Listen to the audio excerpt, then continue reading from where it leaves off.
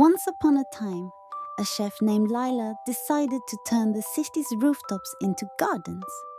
She planted seeds, and soon vegetables and fruits began to grow. The city was amazed by the transformation. But one day, the plants started to talk. They whispered secrets of the earth and sky, teaching everyone about nature's wonders. The twist? The plants revealed they were enchanted, and whoever ate them would gain wisdom and kindness. The city thrived, and Lila's rooftop gardens became a symbol of hope and unity. The moral? Nature's gifts are magical and transformative.